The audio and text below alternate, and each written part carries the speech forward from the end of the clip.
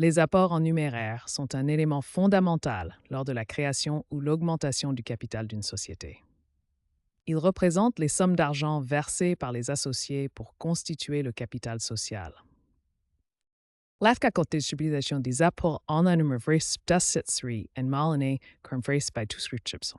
Lors de la souscription, on débite le compte 45561, associé compte d'apport en société, et on crédite le compte 1013, capital souscrit non appelé.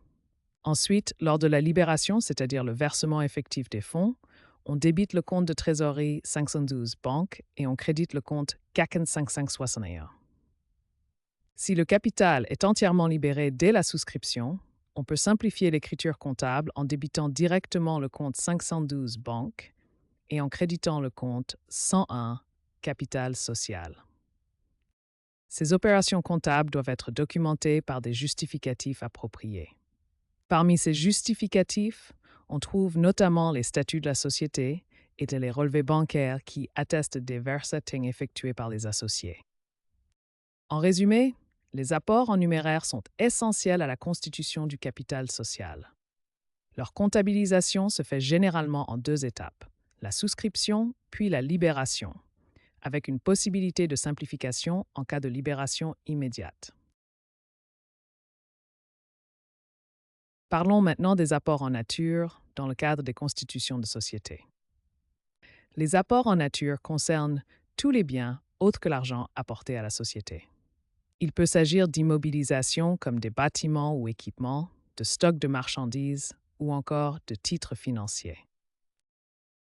Remente d'apport des heures personnelles est crucial qui nécessite une acte afnungumiseriquement ball, particulièrement pour gérer par actions. Pour comptabiliser les apports en nature, on débite les comptes d'actifs concernés à leur valeur d'apport et on crédite le compte 1012, capital souscrit appelé non versé, ou directement le compte 101, capital social. Sur le plan fiscal, si la valeur d'apport est supérieure à la valeur comptable du bien chez l'apporteur, la différence constitue une plus-value qui peut être imposable pour l'apporteur.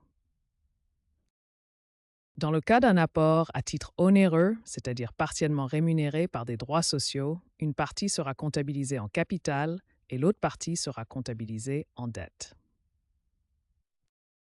Sur le plan juridique, ces opérations doivent être formalisées dans les statuts et accompagnées du rapport du commissaire aux apports, avec une valorisation précise et documentée.